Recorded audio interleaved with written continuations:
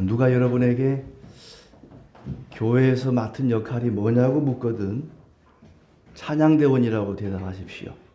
우리 교인들은 다 전 교인이 찬양됩니다. 전 교인 찬양대예요.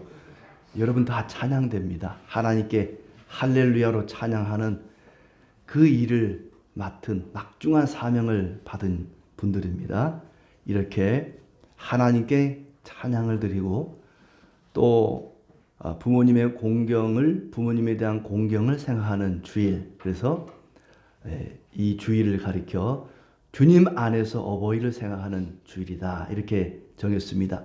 그냥 어버이 주일, 주일의 주인은 어린이도 어버이도 스승도 될 수가 없기 때문에 오직 주님만이 주일의 주인이기 때문에 그냥 어버이 주일 그렇게 하지 않고 주님 안에서 어버이를 생각하는 주일 그랬습니다.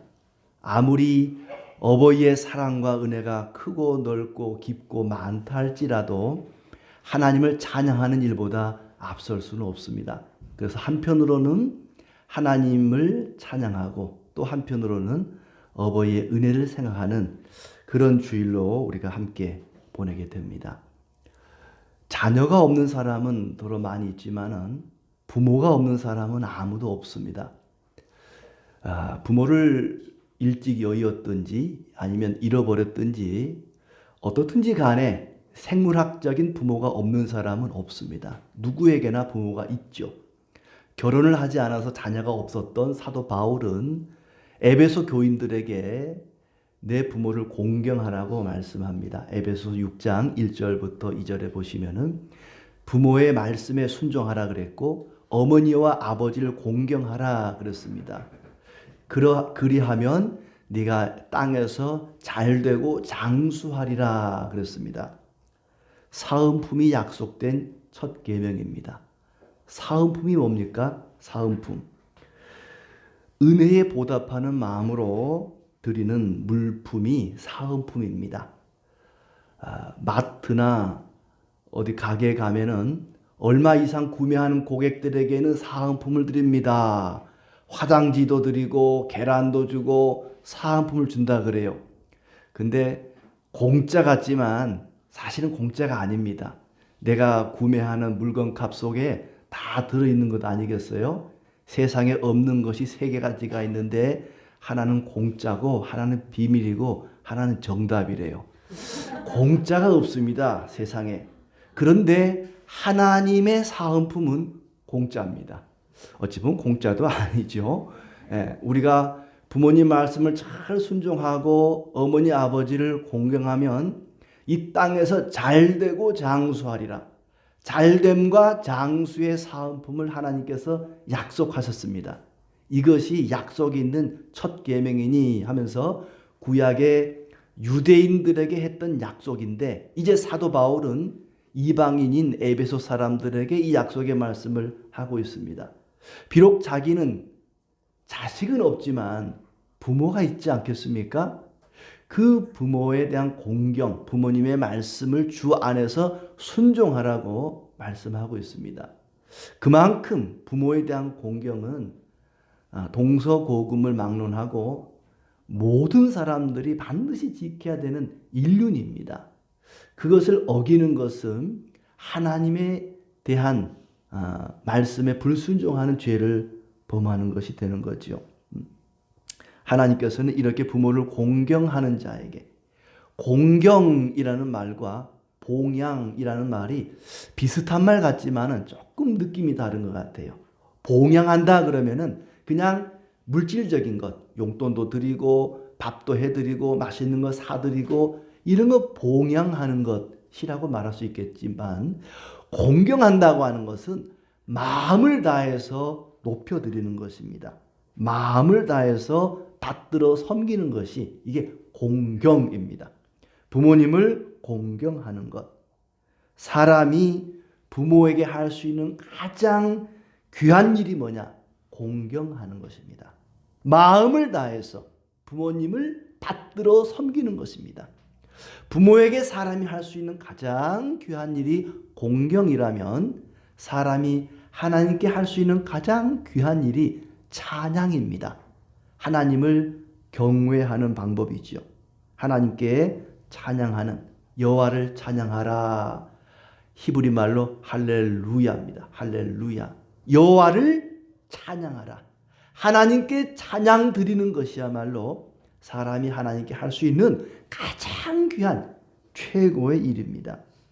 오늘 말씀에 보면은 하나님을 찬양하는데 어디에서 찬양할 것이냐?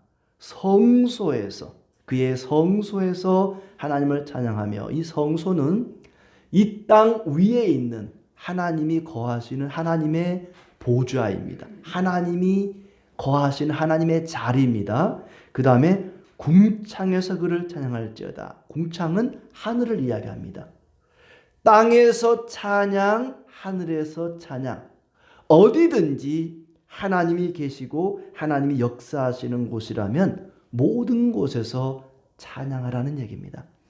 우리가 하나님을 찬양하는데 어디에서 찬양할 것이냐? 모든 곳에서. 하나님이 계시고 하나님이 역사하시는 모든 곳, 그곳이 어디겠습니까? 하늘이든 땅이든 어디가 되었든 어디서든 찬양하라는 얘기입니다. 모든 곳에서 찬양하라. 2절은 왜 우리가 하나님을 찬양해야 되는지 그 찬양의 이유를 이야기합니다. 그분의 능하신 행동으로 인하여, 지극히 위대하심으로 인하여, 하나님의 그 능력 있는 위대하신 일들을 바라보면서 찬양하라.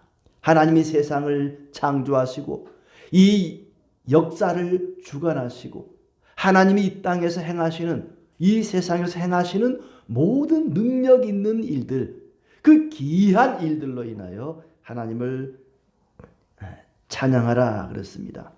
우주 만물을 창조하시고 모든 세상의 역사를 주관하시는, 그리고 우리를 구원하신 그 하나님의 귀한 일들, 능하신 일들로 인하여 찬양하라는 얘기입니다. 이스라엘 백성들을 애굽에서 10가지 재앙을 통해서 건져내시고 홍해를 갈라 건너게 하시고 애굽의 군대는 병마와 함께 그 홍해에 수장시키시는 일을 볼 때에 이스라엘 백성들은 하나님을 찬양하지 않을 수가 없었습니다. 하나님이 이 땅 가운데에서 행하시는 일들을 바라볼 때에, 그의 능하신 일, 기이한 일들을 바라볼 때 우리는 찬양하지 않을 수가 없습니다. 자, 어떻게 그럼 어떤 방법으로 하나님을 찬양해야 되는가? 3절에 나팔 소리로 찬양, 비파와 수금으로 찬양, 소고치며 춤추어 찬양하고 현악과 퉁소로 찬양하라. 제금으로 찬양하고 또 높은 소리 나는 제금으로 찬양할지어다. 온갖 악기로, 현악기, 관악기, 타악기, 두드리는 소고, 타악기죠. 또 제금, 그리고 나팔의 관악기입니다. 비파와 수금, 현악기입니다. 인간이 연주할 수 있는 모든 것이 하나님을 찬양하는 악기입니다. 아니, 이 세상에 소리나는 모든 것들은 하나님을 찬양하는 도구가 될 수 있습니다. 가장 좋은 악기는 우리의 몸통이겠죠. 우리의 목소리로, 이 몸통에서 울려 나오는 이 목소리로 하나님을 찬양하는데, 목소리로만 찬양하는 것이 아니라 하나님이 주신 온갖 악기를 동원해서 하나님을 찬양하라. 유리에 물을 담아서 물을 조금 담고 그 다음 이렇게 점점점 많이 담으면 이게 도레미파솔라시도 음계가 된단 말이죠. 그걸 두드리면서 하나님을 찬양할 수 있습니다. 그런가 하면은 이 리소폰이라는 게 있어요. 리소폰이 뭐냐 하면 실로폰처럼 생겼는데 그 위에 세막대가 있는 게 아니라 돌을 올려놓고 돌을 두드리면서 노래할 수 있습니다. 리소폰 그래요. 또 언젠가도 말씀드렸지만은 템플 블록이라는 악기가 있습니다. 템플 블록, 목탁입니다. 목탁을 크기별로 쭉 매달아 놓고 두드리면 이게 음계가 돼요. 목탁을 두드리면서 하나님을 찬양할 수 있습니다. 할렐루야, 할렐루야, 할렐루야.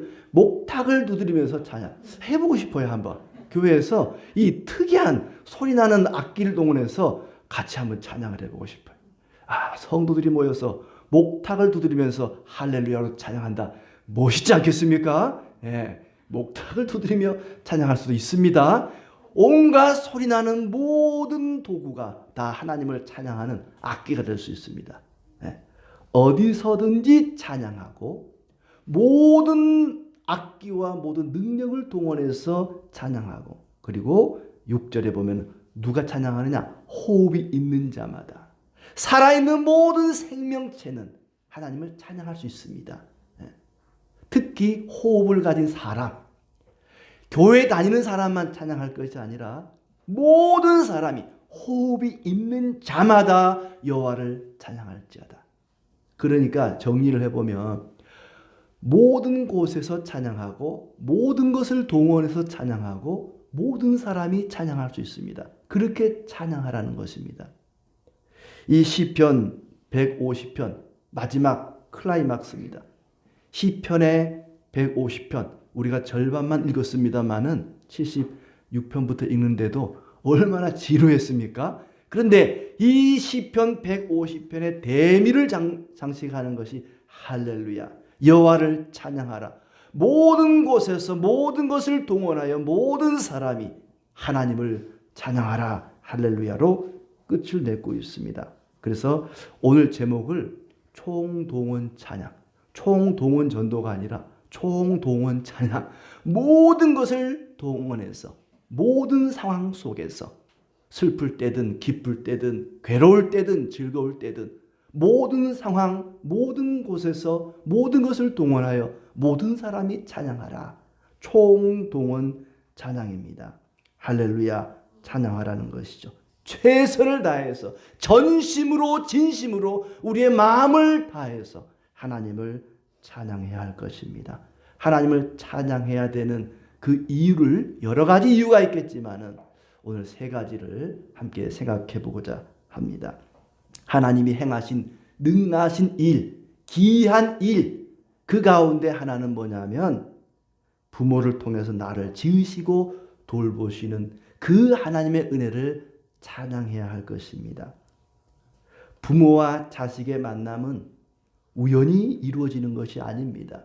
하나님의 섭리입니다. 부모님과 나의 부모님과 내가 부모 자식의 연을 맺게 된 것, 그리고 나와 내 자녀가 부모 자식의 연을 맺게 된 것, 아니면 형제 간의 연을 맺게 된 것, 더 나아가서 한 교회 안에서 형제 자매가 된 것, 이 모든 것이 우연히 일어난 일들이 아니라 하나님의 섭리 가운데 하나님의 능하시고 기이한 일 가운데 하나라는 것입니다. 하나님이 행하신 기이하고 놀라운 일들은 세상을 창조하고 역사를 주관하는 그 광대한 일뿐만 아니라 나라고 하는 한 개인의 인생도 하나님의 능하시고 기이한 일 가운데 하나라는 것입니다. 왜 하나님은 사람을 직접 만들지 않고 부모를 통해서 창조하실까? 이 설교를 준비하면서 두 가지를 제가 생각을 해봤는데 답을 찾지는 못했습니다만은 하나님이 사람을 만들 때, 우리 각 사람을 만들 때 20세의 성인으로 그냥 짜잔 만들 수 있는 능력은 없을까? 없을까요? 있습니다. 아담과 하와는 그렇게 만드셨어요. 아담과 하와를 갓난아기로 만들어서 자라게 하지 않고 그냥 성인으로 짜잔 만드셨어요. 하나님이 사람을 만들 때 하늘에서 낙하산을 타고 20세부터 시작하게 하진 그렇게 하시지 왜 그렇게 안 하셨을까? 아니면 흙으로 만들었으니까 흙 속에서 사람이 그냥 벌떡하고 일어나게 그렇게 만들 생각은 안 하셨을까? 왜 하나님은 사람을 성인으로 어른으로 만들지 않고 어른으로 태어나지 않게 하시고 어린 갓난아기로 엄마의 태중에 그렇게 만드셨을까? 예.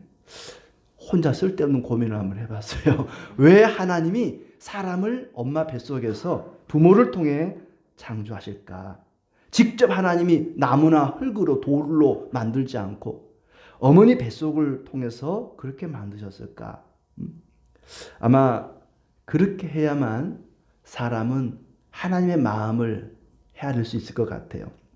이사야 44장에 보니까 예레미야 44장에 보니까 예레미야를 짓기 전에 너의 모태 짓기 전에 너를 알았다. 내가 너를 어머니 뱃속에 지었다고 말합니다. 하나님께서 우리를 창조하시는데 부모를 통해 어머니 뱃속에 우리를 창조하셨습니다. 하나님은 창세전에 우리들에 대한 온갖 계획을 갖고 계셨지만은 어느 집에 어느 부모를 통해서 나를 이 땅에 만드시고자 하는 계획을 세우시고 그대로 행하신 겁니다. 마치 마리아와 요셉을 통해서 예수님을 그 가정에서 이 땅에 나게 하신 것처럼 또 사가랴와 엘리사벳을 통해서 세례 요한을 이 땅에 나게 하신 것처럼 우리 각 사람을 세상에 창조하시는데 하나님이 누구누구를 통해 어느 부모를 통해 나를 이 세상에 창조해야겠다. 이런 계획을 가지고 때가 되니까 그렇게 행하신 것입니다. 사람이 태어나서 자라기 위해서는 밥만 먹어서는 되는 게 아니죠. 어머니의 사랑은 신체적인, 지적인, 또 사회적인 그리고 정서적인 발달에 없어서는 안 될 가장 기본적인 요소입니다. 여러 가지 음식을 통해서 우리가 영양소를 섭취하겠지만 어머니의 사랑이라고 하는 것은 우리가 살아가는데 자라나는데 없어서는 안 될 반드시 필요한 영양소 가운데 하나입니다. 하나님은 부모를 대리자로 해서 이 세상에 우리를 지으셨습니다. 아마 어른으로 우리가 지어졌다면 하나님 아버지의 마음을 헤아리기가 어려웠을 겁니다. 부모가 되어서 자녀를 키워보면은 그 부모의 마음을 헤아린다 그러지 않습니까? 또 우리가 어린 시절 아기의 성장 과정을 거치면서 부모님의 사랑을 깨닫게 되는 것처럼 하나님의 마음을 이해하게 될 것입니다. 고래는 태어나자마자 바로 헤엄을 칩니다. 송아지는 태어나서 반나절, 길면 한나절 만에 걷기 시작하고 엄마의 젖을 빨기 시작합니다. 고양이나 강아지나 새들도 적으면 한 달, 길면 석 달 정도면 재구실을 한다고 그럽니다. 그래서 사람은 1년, 길면 3년이 되어야 비로소 사람 구실을 하게 됩니다. 사람은 누군가의 보살핌이 없으면 스스로 생존할 수가 없습니다.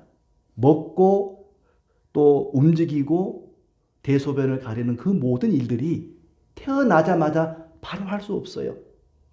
태어나자마자 말을 하고 태어나자마자 모든 것을 할 수 있는 사람은 없습니다. 반드시 누군가의 돌봄이 필요합니다. 그래서 하나님께서는 구약 시대에도 고아를 돌보라. 고아를 돌봐라. 사람은 반드시 누군가의 돌봄이 필요하다. 그러니 부모가 없는 고아를 특별히 주위에 있는 어른들이 돌봐야 한다고 말씀하지 않습니까? 이렇게 우리는 나 스스로 생존할 수 없는 어린 아기 시절을 거치면서 겸손을 배우게 됩니다. 나 혼자는 세상을 살 수가 없구나. 나 혼자 이 세상에 태어나서 자라난 게 아니구나 하는 것을 깨달으면서 겸손하게 됩니다. 그리고 감사하게 되죠. 참 고맙다. 나를 낳아주시고 길러주신 부모님의 은혜가 참 고맙구나. 감사를 느끼게 됩니다. 그리고 누군가를 의지하게 되죠. 사람은 혼자 살 수 없다는 한자 사람 인자를 보더라도 두 사람이 서로 기대고 있지 않습니까? 사람은 누군가를 의지해야만 살 수 있다는 것을 어린 시절을 겪으면서 깨닫게 됩니다. 아담을 생각해 보세요. 아담은 어린 아기로 창조된 게 아니라 성인으로. 어떤 사람은 한 16, 17세라고 이야기를 하고 어떤 사람은 20세 중반이라고 이야기하기도 합니다. 아담이 창조될 때의 나이를 아담과 하와가 적어도 15세에서 25세 사이에 성인으로 창조되었단 말이죠. 아담은 어린 아기 시절을 거치지를 않았습니다. 그러다 보니까 하나님을 의지하는 것도, 하나님께 감사하는 것도 좀 적지 않았을까? 어떤 사람은 아담과 하와가 마귀에게 속아서 선악과를 따먹게 된 것이 어린 아기 시절을 거치지 못해서 그러지 않았을까라고 추정을 해봅니다. 하나님의 은혜에 감사하고 하나님이 먹으라고 하는 것만 먹고 먹지 말라고 하는 것은 안 먹고 이렇게 어린 아기 시절을 거쳤다면 부모님께 순종하고 부모님께 감사하고 부모님을 공경하는 마음을 가졌을 텐데 그런 아기 시절을 거치지 않고 어른으로 성인으로 창조되었기 때문에 자기가 부모와 같은 하나님의 자리에 앉고 싶어서 덥석 선악과를 따먹지 않았을까? 마귀가 그랬거든요.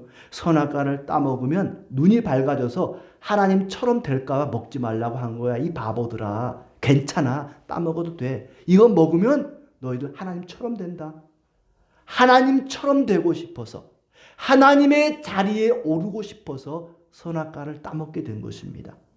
그래서 어린 아기 시절을 우리에게 주신 것은 누군가를 의지하게 하고 겸손하게 만들고 감사하게 만든다는 것이죠. 하나님이 사람을 어른으로 그냥 똑하니 창조하신 것이 아니라 부모를 통해 어린 아기로 창조하시고 그 아기로부터 자라나게 하시는 것은 이렇게 하나님의 마음을 헤아리게 하고 감사하고 겸손하게 하는 것이 아닐까.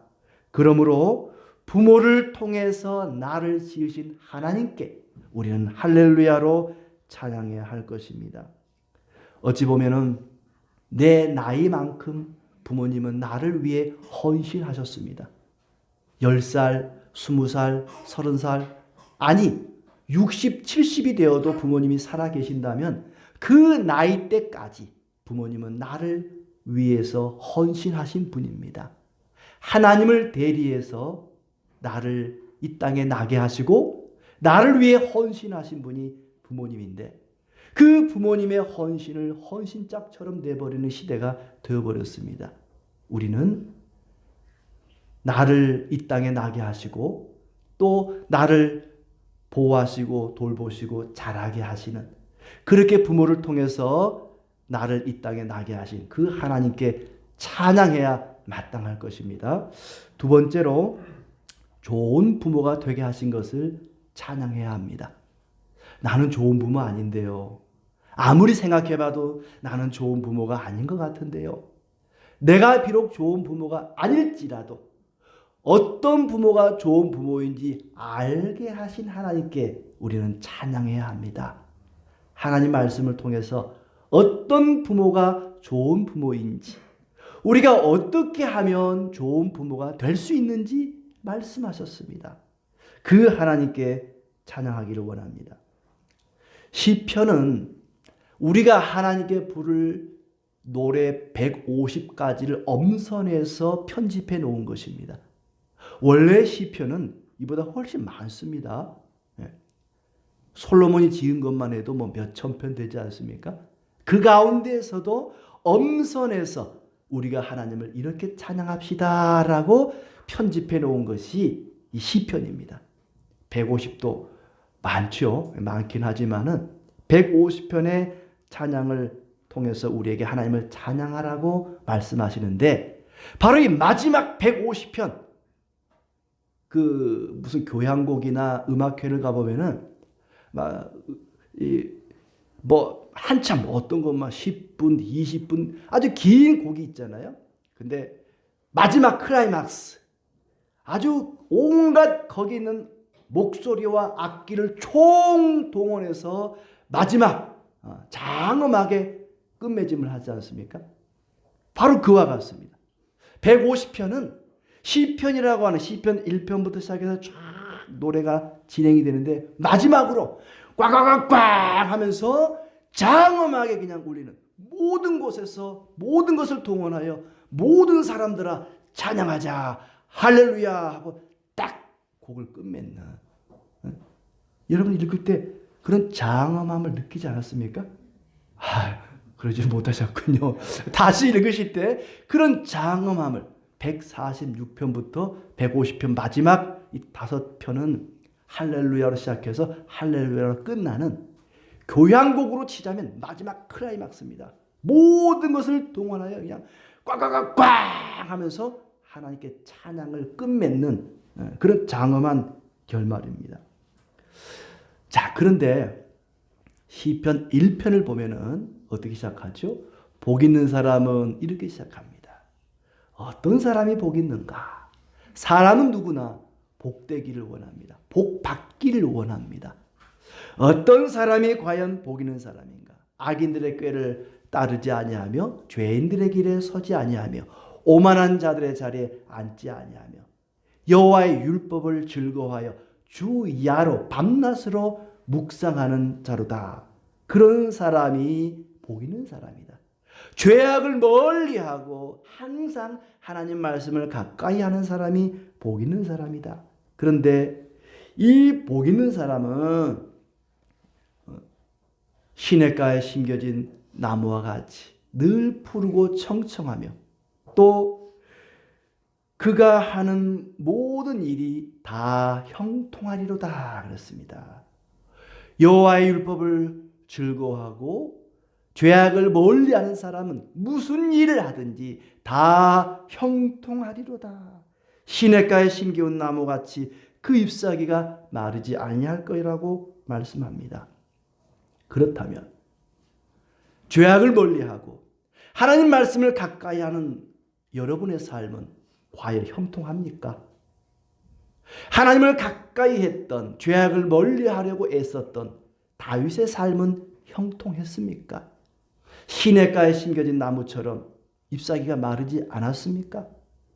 시편 1편 그것이 서론이라면 이제 2편부터 해서 145편까지의 말씀 보면은 3분의 2가 애통과 슬픔과 탄식의 시입니다. 감사하고 즐거워하고 기쁜 것은 3분의 1입니다. 그래서 우리의 인생은 3분의 1은 기쁘고 즐겁고 해피하고 3분의 2는 괴롭고 슬프고 고통스럽고 아프고 그런 시간들이 아닐까라고 생각들을 해봅니다. 분명히 죄악을 멀리하고 하나님을 가까이하며 형통한다 그랬는데 이제 시편 2편부터 보면은 기쁨과 웃음이 가득한 것이 아니라 애통과 슬픔과 탄식이 가득합니다. 분명히 형통한다 그랬는데 형통하지 못합니다. 문제는 기쁘고 즐거울 때뿐만 아니라 슬프고 괴로울 때에도 성도는 하나님을 의지한다는 것입니다. 하나님의 인자하심만을 바라보는 사람, 기쁘면 기쁜 대로, 슬프면 슬픈 대로 항상 하나님을 의지하고 하나님의 인자하심만을 바라보는 사람, 그 사람이 복 있는 사람이라는 것입니다. 좋은 부모는 하나님만을 경외하는 사람입니다. 어떤 상황에서도 하나님을 의지하고 하나님을 바라보는 자들은 하나님께서 형통의 복을 주십니다. 어떤 복을 주시느냐? 112편 1, 2절에 보면 여호와를 경외하며 그의 계명을 크게 즐거워하는 자는 복이 있도다. 그의 후손이 땅에서 강성하며 정직한 자들의 후손에게 복이 있으리로다. 후손에게 복이 있다. 하나님만을 경외하며 의지하는 사람은 자녀가 복을 받는다 그랬습니다. 좋은 부모는 어떤 부모겠습니까? 자녀를 복되게 하는 부모, 이보다 더 좋은 부모가 어디 있겠습니까? 자녀가 형통하게 하는 부모보다 더 좋은 부모가 어디 있겠습니까? 그런데 어떤 사람의 자녀가 복됩니까? 어떤 사람의 자녀가 형통합니까? 여호와를 경외하고 그 계명을 크게 즐거워하는 사람. 어떤 상황 속에서도 기쁠 때나 슬플 때나 괴로울 때나 즐거울 때나 항상 하나님만 의지하고 바라보는 사람은 그 자녀가, 그 후손이 복되다 그랬습니다. 이 사람이 좋은 부모입니다. 하나님을 의지하는 사람은 시냇가에 심겨진 나무처럼 그 뿌리가 물에 항상 닿아 있는 나무는 바람이 불고 기근이 들어도 말라 죽지 않습니다.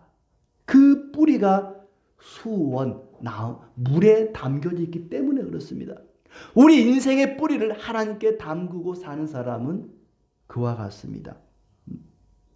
하나님을 의지하며 찬양하는 부모가 좋은 부모입니다.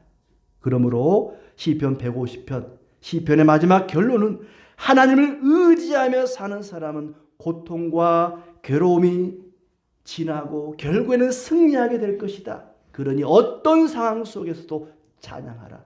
하나님이 행하신 능하신 일, 기이한 일들을 생각하면서 슬플 때나 괴로울 때나 하나님을 찬양하라고 이야기합니다. 하나님을 찬양할 때는 약간 오바해서 해도 됩니다. 춤을 추며 찬양하라 그랬습니다. 자식을 낳고 키우다 보면은 기쁘고 즐거운 일들도 있지만 슬프고 괴로운 일도 많습니다. 여러분은 어느 쪽이 더 많았습니까?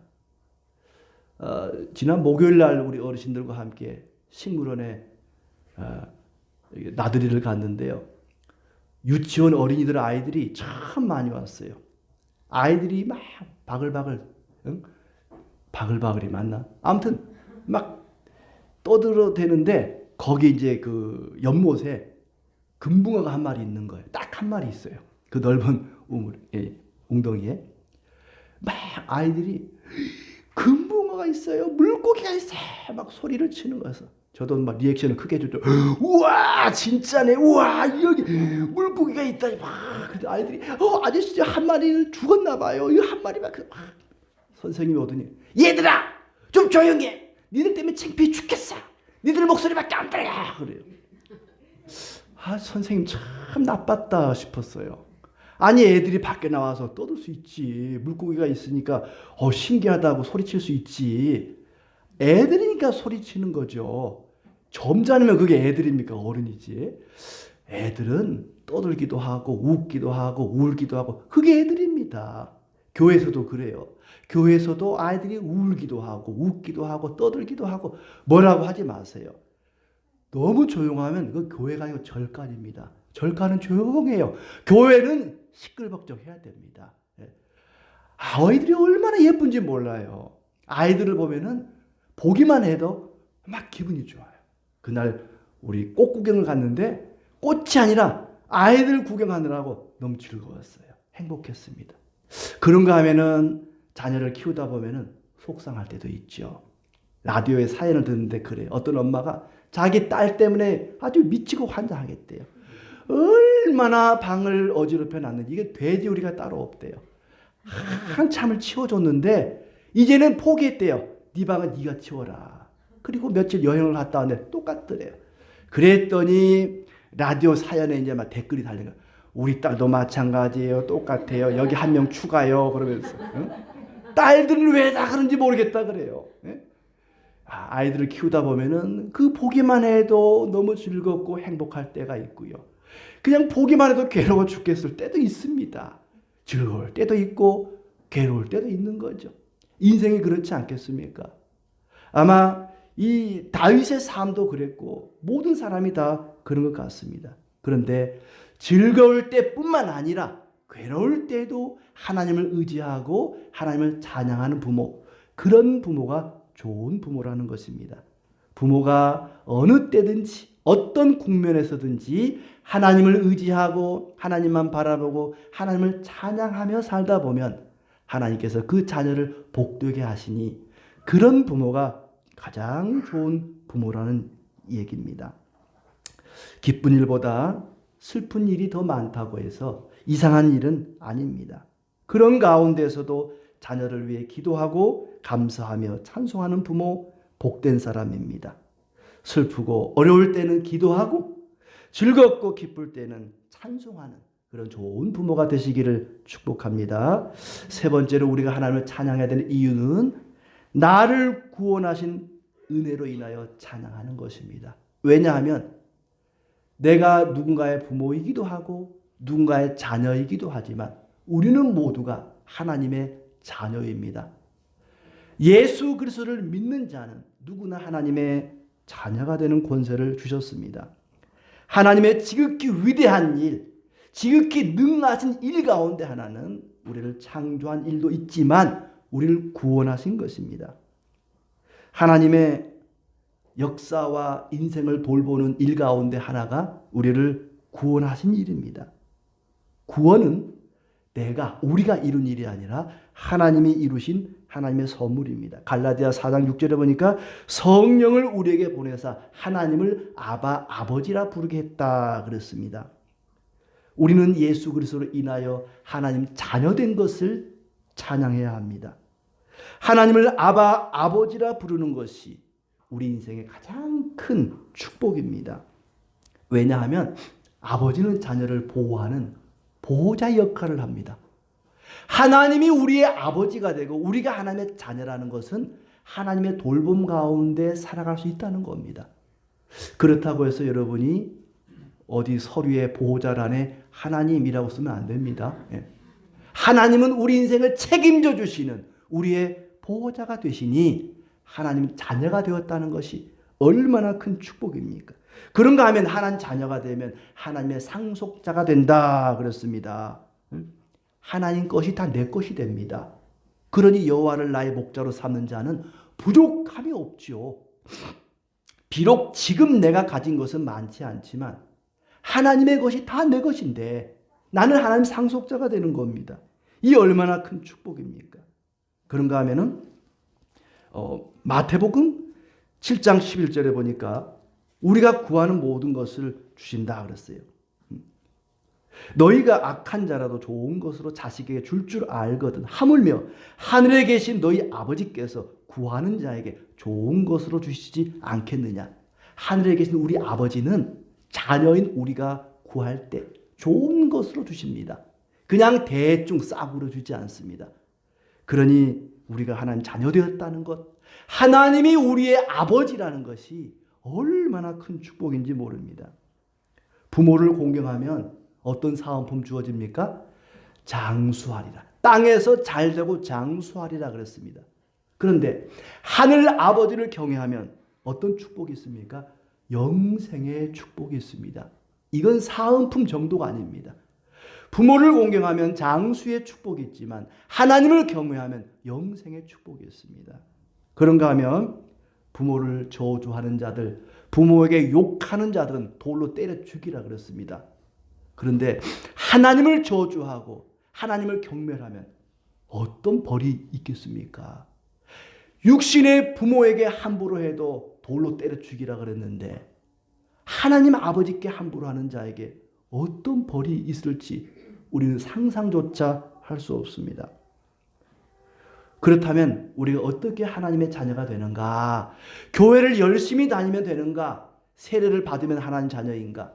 믿는 가정에 태어나면 하나님 자녀가 되는가? 다 틀린 답입니다.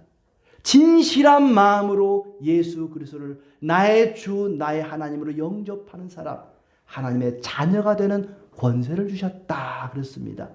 이렇게 예수님을 믿음으로 하나님의 자녀가 되어 하나님이 약속하신 영원한 축복을 받아 누리기를 진심으로 축복합니다. 인생의 마지막이 다가올 때에 우리 모두 하나님을 찬양하기를 원합니다. 하나님, 지나온 나의 모든 인생이 하나님의 은혜였습니다.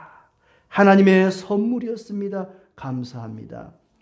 부모는 나를 창조하시고 돌보시기 위한 하나님의 대리자입니다. 이런 좋은 부모를 만나게 하신 은혜를 감사합니다. 그리고 하나님께 찬양해야 할 것입니다. 하나님은 숨쉬고 살아가는 모든 이들에게 찬양받기를 원하십니다. 특히 예수 그리스도를 믿고 하나님 자녀가 된 성도로부터 찬양받기를 원하십니다. 하나님을 찬양하되 우리가 할 수 있는 모든 것을 다 동원하여 총동원 찬양을 드려야 할 것입니다. 특히 가족 관계에서 좋은 아버지 어머니 주신 것, 좋은 아내와 남편 주신 걸 감사합니다. 좋은 자녀 주신 것을 감사합니다. 가족을 이루게 된 것을 감사하고 찬양하시기를 바랍니다. 시편의 결론은 부귀영화를 누리는 것이 축복이 아니라 하나님을 의지하며 하나님을 찬양하는 자가 복 있는 자라고 끝을 맺고 있습니다. 우리는 복 있는 자입니다. 그리고 복을 이어가는 복 있는 자들입니다. 자식 때문에 눈물의 골짜기를 지날지라도 하나님을 의지하고 찬양하며 살아갑시다. 합력하여 선을 이루시는 하나님께서 우리에게 좋은 것을 주실 것입니다. 예수 그리스도로 인하여 하나님의 자녀된 것을 감사하고 할렐루야로 찬양하는 우리 모두의 삶이 되기를 축복합니다.